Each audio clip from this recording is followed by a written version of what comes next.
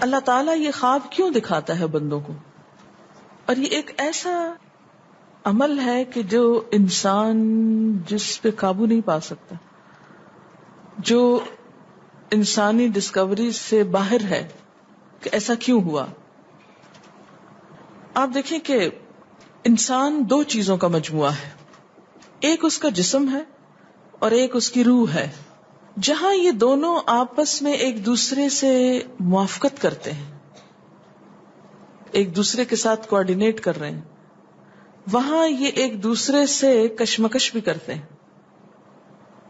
بعض اوقات جسمانی خواہشات روح پر غالب آ جاتی ہیں، بعض اوقات روحانی کیفیات جسم پر غالب آ جاتی ہیں. عام طور پر دن میں جب ہم دنیا کے کام کر رہے ہوتے ہیں تو ہمارا جسم ایکٹیو ہوتا ہے، اور اس کا نتیجہ کیا ہوتا ہے کہ روح کی جو کار فرمائی ہیں وہ ذرا لو ہو جاتی ہیں. رات کو جب ہم سوتے ہیں اور جسم ہمارا بالکل بے حس ہو جاتا ہے تو پھر روح جو ہے وہ ابھر کر آتی ہے، اس کی کار فرمائی بڑھتی ہے، وہ زیادہ ایکٹیو ہو جاتی. پھر آپ کو قرآن کی وہ آیت بھی یاد ہوگی کہ جس میں اللہ تعالیٰ فرماتے ہیں کہ جب انسان سوتا ہے تو ہم اس کی ایک روح لے لیتے ہیں، جس کو زندگی دینی ہوتی ہے وہ واپس لوٹا دیتے ہیں، ورنہ جو دوسری باقی ہوتی ہے وہ بھی لے لیتے ہیں. اب یہ جو روح نکلتی ہے نا ایک ہمارے جسم سے، تو یوں لگتا ہے کہ جیسے وہ مختلف جگہوں پہ وانڈر کرتی ہے، یعنی گھومتی پھرتی، اور بعض اوقات دور دراز پہنچ کے مثلا کسی مردے سے جا ملاقات کرتی، کیونکہ روح تو ایک لطیف چیز ہے نا. جب ماں کے پیٹ میں بچے کے اندر آتی ہے تو کوئی پتہ نہیں چلتا، جب نکل جاتی تو کوئی پتہ نہیں چلتا. اسی طرح روح دیواروں کے پار بھی چلی جاتی ہے. قرآن پاک میں آتا ہے نا کہ اینما تکونوا یدرککم الموت ولو کنتم فی بروج مشیدہ، یعنی اگر بالکل ساؤنڈ پروف اور ہوا پروف جگہ پر بھی کوئی چیز رکھ دی جائے تو کیا ہوگا؟ روح وہاں سے بھی نکل جائے گی. یعنی روح کے لیے یہ مادی چیزیں رکاوٹ نہیں ہے. اب آپ دیکھیں جو لوگ مر جاتے ہیں بعض اوقات آپ کی ان سے ملاقات ہوتی اور آپ کو یوں لگتا ہے جیسے آپ ان کو چھو کر آئیں، اور ایسا ممکن ہے کہ وہ جو سوتے وقت ایک روح آپ کی نکلی وہ ٹریول کرتے کرتے اس مقام پہ جا پہنچی جہاں وہ مردہ روح تھی، اور اس نے اس سے جا کر باتیں بھی کی، کچھ میسج بھی لیے، کچھ اور بھی. تو اس سارے کو ہم واضح طور پر نہ جان سکتے ہیں، اس کی حقیقت نہ سمجھ سکتے ہیں، لیکن بعض خوابوں کو انٹرپریٹ کرنے میں یہ چیز آپ کو مدد دے گی کہ ایسا کس طرح پاسبل ہے. آپ اپنے بستر پر لیٹے ہوئے اور روحانی طور پر آپ خواب میں آپ کہیں اور پہنچے ہوئے.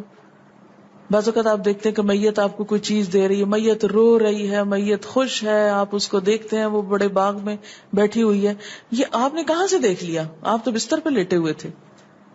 تو وہ جو ایک شعور سوتے وقت نکل جاتا ہے، جسم سے الگ ہو جاتا ہے، وہ ٹریول کر رہا ہوتا ہے ایک طرح سے، اور وہ ایسی جگہوں پر اللہ کے اذن سے ہی پہنچ جاتا ہے اور اس کو وہاں کی معلومات مل جاتی ہیں. اچھا آپ کو یاد ہوگا وہ قصہ جو شہیدوں کا واقعہ میں نے آپ کو سنایا تھا، عراق میں جو صحابہ کرام کی قبروں میں سے ان کو نکال کر دوسری جگہ پر دفن کیا گیا. آپ نے دیکھا کہ مستقل کنٹینیوسلی 3 دن خواب آیا ایک شخص، جب اس نے اگنور کیا تو بادشاہ وقت کو خواب آیا، مفتی اعظم کو خواب ہے، اور مسلسل خواب میں وہ اپنا میسج کنوے کر رہے ہیں کہ ہمیں وہاں سے نکالو، ہماری قبروں میں پانی آ گیا. اور یہ بالکل سچا واقعہ ہوا، دنیا نے جس کا مشاہدہ بھی کیا. تو پھر آپ اس کو کیسے انٹرپریٹ کریں گے؟ وہ شہداء کہاں ملے تھے؟ تو بات یہ ہے کہ جیسے ہماری روح ٹریول کرتی ہے، کہیں ایسی جگہ جا پہنچتی ہے تو ہو سکتا ہے کہ وہ اس مقام تک جا پہنچی ہو. یہ شہیدوں کی روح تو آزاد ہوتی ہے، ان کو اجازت مل گئی ہو کہ وہ ان لوگوں کی روح سے جا ملے، کیونکہ سجین قید خانے میں تو ہوتی ہے نا وہ روح جس کو مجرم روح جو ہوتی. لیکن جو مومن کی روح ہے، خاص طور پہ شہداء کی روح ہے، تو جنت میں کیا کر رہی ہوتی ہے؟ گھوم پھر رہی ہوتی، کھا پی رہی ہوتی. تو یہ بالکل ایک سچ ہے اور حقیقت ہے کہ بسا اوقات انسان خواب میں ایسے لوگوں سے ملاقات کر کے ان کے حالات کو جان لیتا ہے کہ ان پہ کیا گزر رہی. مثلا ان کو عذاب ہو رہا ہے. یہ عام بات ہے نا کہ میت کو جس حال میں دیکھو اسی حال میں ہوتی ہے. یعنی اگر خواب میں دیکھیں کسی نے اپنے والدین کو دیکھا کہ وہ بہت رو رہے ہیں فوت ہونے کے بعد، تو کیا کرنا چاہیے؟ ان کی طرف سے صدقہ دعا کرنی چاہیے. یہ بھی اللہ کی ایک رحمت ہوتی ہے کہ ان کو موقع دے دیا جاتا ہے کہ وہ اپنا میسج کنوے کر دیں. ایک طرح سے وہ اس کے دل کی بات نہیں ہوتی، الا یہ کہ آپ کسی انسان کے بارے میں بہت برا گمان رکھتے ہیں اور آپ اسے دیکھتے ہیں کہ وہ رو رہا ہے یا کچھ، لیکن کئی اور لوگ دیکھتے ہیں کہ وہ ہنس رہا ہے، کھیل رہا ہے. تو اس کا مطلب یہ ہے کہ پھر آپ ان دو کو کنٹراڈکشن کیسے دور کریں گے؟ تو پھر آپ یہ دیکھیں گے کہ جس نے خواب دیکھا ہے اس کا اپنا نظریہ اس شخص کے بارے میں کیا تھا، کیونکہ اس کی اپنی بدگمانی تو نہیں اندر چھپی ہوئی تھی کہ جو سوتے وقت اوپر ابھر آئی اور اس نے وہ روپ اس طرح کا دکھا دیا. پھر وہ حدیث نفس میں آ جائے گی، دل کی بات میں وہ چیز آ جائے گی. ٹھیک. تو نبوت کا جیسے انبیاء علیہ السلام کو کچھ غیب کی خبریں دے دی جاتی تھی، اسی طرح عام انسانوں کو خواب کے ذریعے کچھ غیب کی خبریں دے دی جاتی ہیں. لیکن کسی بھی خواب کے سچا ہونے کی آپ کوئی دلیل نہیں رکھتے. ایز سچ واضح بات یہ نہیں کہہ سکتے کہ میں نے جو خواب دیکھا وہ بالکل سچ ہو جائے گا، یہ آپ دعویٰ نہیں کر سکتے. نبوت کا تو دعویٰ کیا جا سکتا ہے، لیکن آپ اپنے خواب کا دعویٰ نہیں کر سکتے کہ میں نے جو دیکھا ہے وہ بالکل سچ دیکھا. ہو سکتا ہے آپ کو شیطان نے ڈرایا ہو سکتا ہے کہ آپ کے اپنے دل کی سوچیں اور خیالات اس میں آ رہے ہوں، اور خصوصاً اس وقت جب دو متضاد آپ کو خبریں ملیں. مثلاً ایک شخص آپ کے پاس آتا ہے، وہ کہتا ہے کہ میں نے آپ کے بارے میں بہت اچھا خواب دیکھا. دوسرا آتا ہے کہتا ہے کہ میں نے آپ کو اچھے حال میں نہیں دیکھا. اب یہ فرق کس چیز کا ہو گیا؟ اس کے اپنے گمان کا فرق ہے. ایک آپ کے بارے میں گمان اچھا رکھتا ہے، وہ آپ کو اچھا دیکھنا چاہتا ہے لہذا وہ آپ کو اچھا دیکھ رہا ہے، اور دوسرا آپ سے حسد رکھتا ہے اور وہ آپ کو ہر قیمت پہ ختم ہوتے دیکھنا چاہتا ہے. وہ ویسے تو مار نہیں سکتا آپ کو، لہذا خواب میں مار لیتا ہے اور خواب میں آپ کا حال برا دیکھ لیتا ہے. تو وہ خواب دراصل کیا ہوتا ہے؟ اس کی اپنے نفس کی بات ہوتی ہے.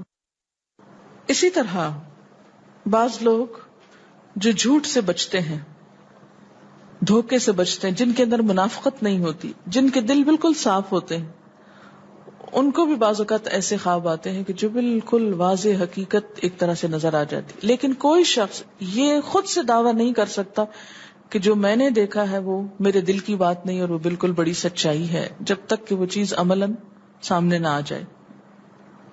آپ صلی اللہ علیہ وسلم نے فرمایا اچھا خواب اللہ کی طرف سے ہے اور برا شیطان کی طرف سے.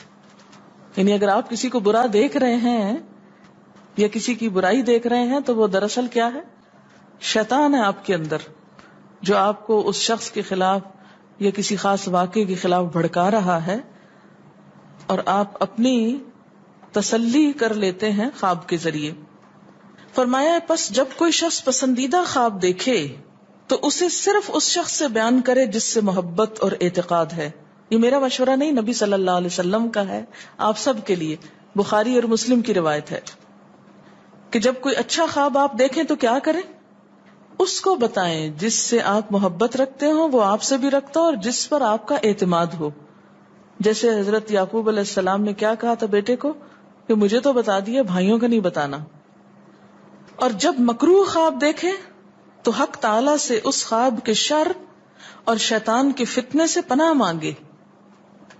جب برا خواب دیکھیں تو اس خواب کے شر اور شیطان کے فتنے سے پناہ مانگے کہ شیطان بہکانے لگا انسان کو. اچھا آپ دیکھیں کہ بعض اوقات یہ ہوتا ہے کہ جسے ہمارا کسی سے اختلاف ہوا ہے، عقیدے میں، گھر کے جھگڑے میں، کسی ذاتی اس میں، تو ہم کمزور ہوتے ہیں، مجبور ہوتے ہیں، اس کو کچھ کہہ نہیں سکتے. تو پھر ہم بعض اوقات اپنی تسکین کیسے کرتے ہیں؟ خوابوں میں کرتے ہیں.